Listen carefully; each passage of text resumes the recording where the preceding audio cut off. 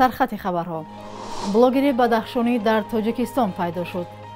در اوکراین چندین ازبکستانی را اسیر گرفتند و مسی 6 ساله در کلوب.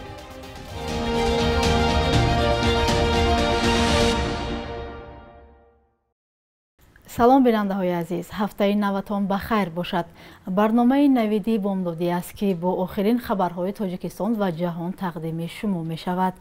امروز 12 سپتامبر است. دادستانی ناحیه لیفورتوی شهر مسکو روز 7 سپتامبر قرار رهایی کامیار میرزویف بلاگر زاده بدخشان را صادر کرد، ولی با این وجود به گفته منابع رادیو آزادی او به تاجیکستان برده شده است. شیوه تاجیکستان بردن میرزویف معلوم نیست. پیوندانش ادعا دارند که پس از رهایی مقامات امنیتی تاجیک او را از روسیه ربودند.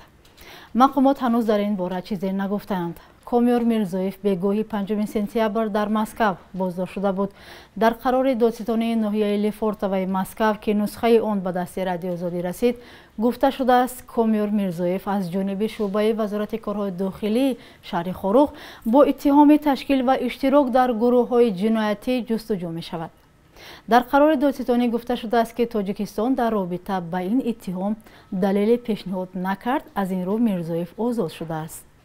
نزدیکان کامیار میرزویف گفتند که او با راه‌های نامعلوم به تاجیکستان برده شده است و حالا در یکی از بازداشتگاه‌های دوشنبه است. یک منبع رادیو آزادی در وزارت کارهای داخلی تاجیکستان نیز تصدیق کرد که او بازداشت شده است، ولی جزئیات بیشتر نداد. کامیار میرزویف بیشتر مشکلات مردم بدخشان را در شبکه‌های اجتماعی در میان می‌گذاشت. قبل از ادامه برنامه توجه کنید به یک آگهی. بیننده گرامی، ساعت پخش برنامه‌های تلویزیونی رادیو آزادی از روز 1 اکتبر تغییر می‌یابد. از آن روز به بعد نوید بامدادی ساعت 9 صبح به وقت دوشنبه و ساعت 7 به وقت مسکو آغاز می‌یابد. لطفاً یادداشت کنید و به دوستانتان هم برسانید و با رادیوی آزادی بمانید. مقامات تاجیکستان اعتراف کردند که یکی از بزرگترین نخبه‌های آبیاری در کشور که زمین‌های وسیع ناحیه دنقره و مردم آن را با آب تامین می‌کند، فرسوده و خطرناک شده است و حالی تباهی دارد. نخب مذکور با درازی تقریباً 14 کیلومتر در بین 100 نخب درازترین جهان قرار دارد. روزنامه جمهوریت با نشر یک مقاله درباره نخب دنقره که در فهرست انشاءات استراتژی است گفته است در صورت بی‌اعتنایی به آن ممکن است فلاکت در نخب صورت بگیرد و هزاران گکتار کشتزار و مردم زیاد از آب محروم شوند. در این مقاله که زیر نام نخب دنقره نشر شده است گفته می شود بعد 36 سال خدمت رسانی شبانه روزی به تنفس قسم‌های زیادی نخب خراب و ولنگار گشته به تعمیر و برقرارسازی تعجیلی نیاز دارند.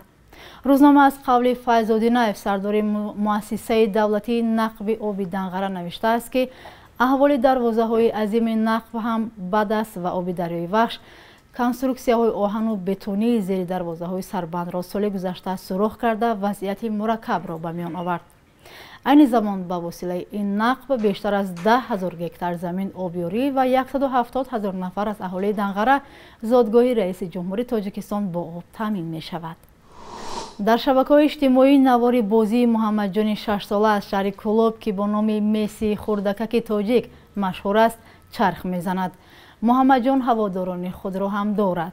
بعد پخش نوارهایش در شبکه‌های اجتماعی مسئولین دسته روشن کلوب به سراغش آمدند. همکارم محمود جان رحمتزاده به سراغ این فوتبال بازی خردسال رفت و گزارشی تهیه کرده است. محمد جان 6 ساله‌ای که همه او را مسی صدا می‌کنند اکنون باید هر روز در ورزشگاه مشق کند. حالا برای رفتن به آنجا آماده می‌شود. پیش در کوچه‌اش آن فوتبال میزد و همسایگان بارها برای تیره‌های شکسته‌اش شکایت برده‌اند. حالا جای تمرین و بازیش میدان فوتبالی ورزشگاه است. اینجا بازی میکنه با سر ما چند بارو همسایه رفت آمدن که اینا شکستی نه تیره‌زا میزنه.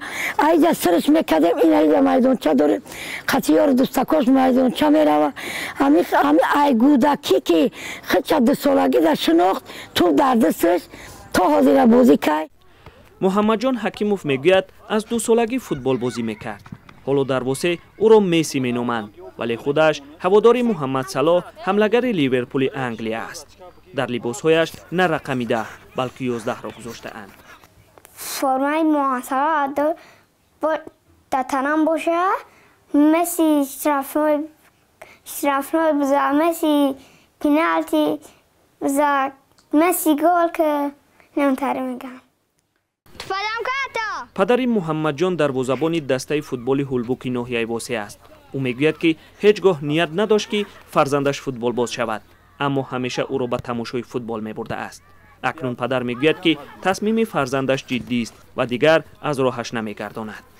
حساب مهر خودش، حساب یعنی حرکاتی که خودش داشت، مقصد که مرا به واج آورده، ما بردم مقصد که در دسته‌های مخصوصی تمرینی موندمش، مقصد که مشق تمرینش چیز کرده پیش برد. محمد جان پیش از هر بازی این دسته‌های فوتبال در میدان ورزشگاه خودنمایی میکند. این حالت را بسیاری ها دیده او را به نوار گرفته در شبکه‌های اجتماعی میسی تاجی گفته پخش کرده اند. بعد پخش نوارهایش در شبکه‌های اجتماعی مسئولین دسته روشن کلاب به سراغش آمده اند. حالا مسئولین این دسته محمد جان را سرپرستی میکنند. قصد دارند برای تحصیل به اکادمیای فوتبال روانش کنند. از آینده او امیدی زیاد دارند. در نتیجه سقوط پاراپلان یک ناو پاراشوت در کنار شهر دوشنبه پاول چیرنوف یک ساکن 38 ساله شهر سانت پتربورگ روسیه به هلاکت رسید. چیرنوف با تجارت موتورسیکل مشغول بود و با یک سفر کاری در تاجیکستان قرار داشت.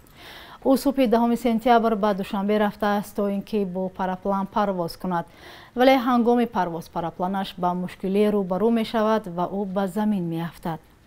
آخرین پرواز چیرنوف و لحظه سقوطش را ویدیو کامرای پاراپلان ثبت کرده است. این ثبت را نیفسکی نووستی نشر کرده است. حالا همسرش می خواهد پول جمع آورده برای آوردن جسد به تاجیکستان برود. یک ویدیو در اینترنت نشر شد که نشان می دهد در اوکراین شهروندان ازبکستان را اسیر گرفتند. این نوار کی ثبت شده است معلوم نیست، اما آن 10 سپتامبر به اینترنت راه یافته است. یکی از اسیران ساکن 22 ساله ولایت سمرقند ازبکستان مهردین احمدوف است که در شهر مسکو تحصیل می‌کرده است. او در نوار میگوید به خاطر پول راضی شده است در هیئت جنگاوران شرکت خصوصی نظامی بجنگد. ازبکستانی دیگر گفت در ساختمان در شهر مسکو بدون حجت کار میکرد و او را به جنگ اوکراین فرستادند. بنا به خبرها در نتیجه حمله سخت نیروهای اوکراین به ولایت خارکوف 10 نظامی روس اسیر افتاده است. بخش یک روز تاریخ را در تهیه همکارمان خیرامان بخازاده همراه می‌بینیم.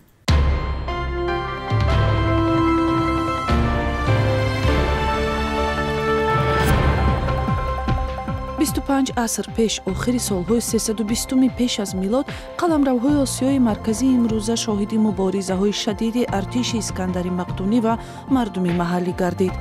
шоҳи ҷавони мақдунияи қадим бо ҳадафи тасарруфи ин заминҳо бо артишаш ҳазорҳо километр роҳро тай карда ба сарзаминҳои суғду бохтар расид.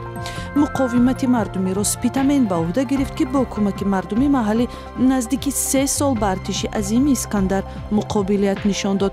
спитамен дар ин набардҳо қаҳрамонона ҷон дод ва имрӯз исмаш ба ҳайси қаҳрамони халқи тоҷик дар таърих ёд мешавад. 12 сентябри соли 1941 зодрӯзи аввалин коргардони филмҳои тасвирии тоҷикфилм Мунаввар Мансурхоҷаев аст. ӯ баъди хатми таҳсил дар мактаби мултипликатсияи Маскав солҳои 80 ба таҳияи мултфилмҳои тоҷикӣ шурӯъ кард. ҳарчанд шумори онҳо зиёд нест, вале ҳар якашон бар пояи афсонаву қиссаҳои мардумиву миллӣ таҳия шуданд, аз ҷумла филми тасвирии ҷанги мушу гурба ки дар заминаи осори Убайди Зоконӣ эҷод шудааст. Мансурхоҷаев ки дар синни 80 солагӣ даргузашт, таҳияи мултфилмро яке аз мушкилтарин жанрҳои синамо эътироф мекард.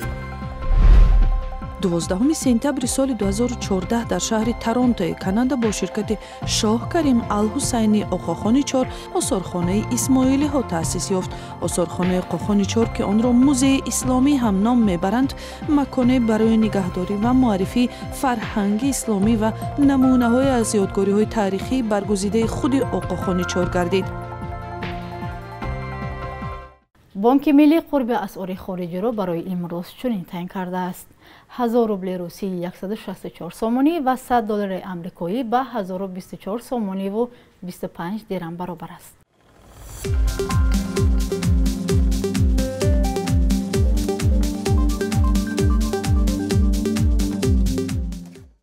بینندگان عزیز، این بود برنامه نویدی بامدادی. تشکر که ما رو همراهی کردید. تا برنامه بعدی، خدا نگهبانتان.